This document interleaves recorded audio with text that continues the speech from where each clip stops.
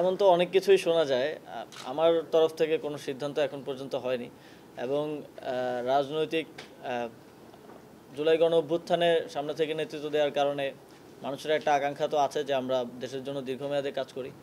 তবে কোন রাজনৈতিক দলে আসলে যুক্ত হব সেটা তো এখনই আসলে সিদ্ধান্ত নেওয়ার আ সময় হয়নি, কিংবা কখন যুক্ত হব সেটাও আ এখনও আসলে অনেকটাই আনসার্টেইন। তবে আ এটা ধরে নেওয়ার কোনো কারণ নেই যে নতুন রাজনৈতিক দলেই যুক্ত হব। কারণ নতুন রাজনৈতিক দল হয়েছে, যেহেতু আমি ইয়াং জেনারেশনের একজন এবং আমাদের বয়সী যারা আছেন তারাই করেছে। তো সেখানে আগ্রহটা তো আছে, কিন্তু এখন পর্যন্ত যতটুকু দেখছি যে আ নিশ্চয়ই ওনারা কাজ করছেন। তবে যখন আমি রাজনীতি করার কথা চিন্তা করব তখন আমি আমার জন্য বেস্ট অপশনটাই চুজ করব। এবং সেটা যে কোনো রাজনৈতিক দল হতে পারে, নট নেসেসারিলি নতুন রাজনৈতিক দলই হতে হবে। আপনারা তো জানেন যে কোথা থেকে আসলে হাউসগুলোকে চাপ দেওয়া হয়, এবং আমাদের একটা ক্লিয়ার ডিসিশন ছিল এবং ক্যাবিনেটও আমরা মাননীয় প্রধান উপদেষ্টা স্পষ্টভাবে বলেছেন যে আগেরকার সময়ে আওয়ামী লীগের সময় বিভিন্ন সংস্থা যেভাবে আসলে হাউসগুলোকে চাপ দিয়ে এক ধরনের নিউজ করে, তো আপনারা দেখেছেন জুলাই গণ অভ্যুত্থানেও আপনাদেরই হাউসগুলো ছাত্র জনতার বিরুদ্ধে তো নিউজ করেছে। এটা তো বাস্তব, এটা তো অস্বীকার করার সুযোগ নেই। তো আমাদের একটা স্পষ্ট নির্দেশনা ছিল কোনো হাউসকে কোনো প্রকার চাপ দেওয়া হবে না, সরকারের পক্ষ থেকে চাপ দেওয়া হয়ও না আপনারা যদি দেখেন। কিন্তু এখানে এখনও তো অনেকগুলো পাওয়ার হাউস রয়ে গেছে যেখান থেকে আসলে এই চেষ্টাগুলো করা হয়ে থাকে, যেটা অত্যন্ত দুঃখজনক। আমরা সেটা অবশ্যই দেখব, তথ্য মন্ত্রণালয়কে অনুরোধ জানাবো যাতে করে স্বাধীন সাংবাদিকতাটা, ফ্রিডম অফ প্রেস থাকে। আর সম্পদের হিসাবের বিষয়ে সম্পদের হিসাব সরকার সকলের থেকে চেয়েছে, কিন্তু আমি যখন সম্পদের হিসাব দিতে গেলাম তখন আমি দেখলাম যে আয়কর জমা দিতে হলে তো আপনার টিন নাম্বার 1 বছর আগের থাকতে হয়। তো 1 বছর আগে তো আমার টিন নাম্বার নেই, স্বাভাবিকভাবে আমি একজন স্টুডেন্ট, তো আমার তো আয়কর জমা দেওয়ারও সুযোগ নেই।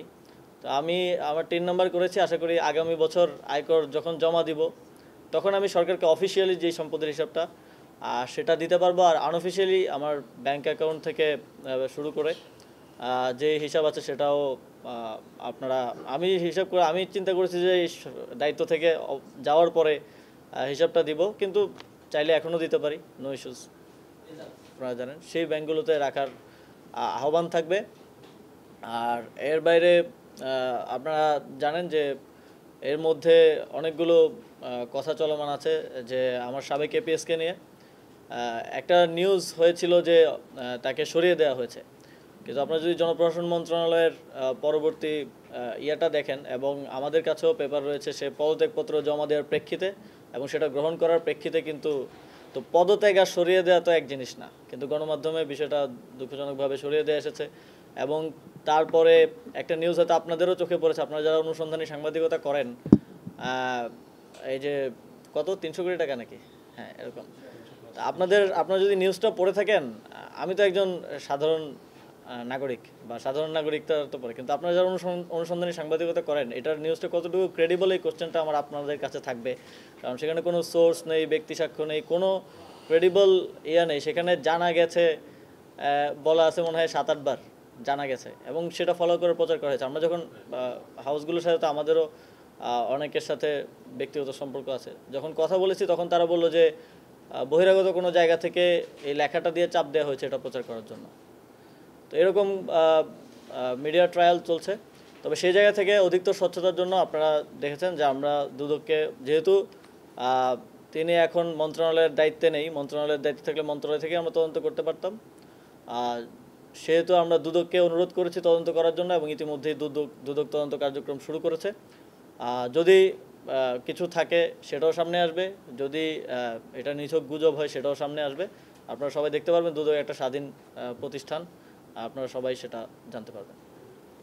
প্রথমত বিসিবির বিষয় যেটা এসেছে সেটা আমি কথা বলেছি বিসিবির ডিরেক্টরদের সাথে এবং বিসিবির সভাপতির সাথেও, এবং বিসিবির হয়তো ইতিমধ্যে একটা প্রেস রিলিজ দেওয়ার কথা এই বিষয়ে, এফডি বিষয়ক আর কি।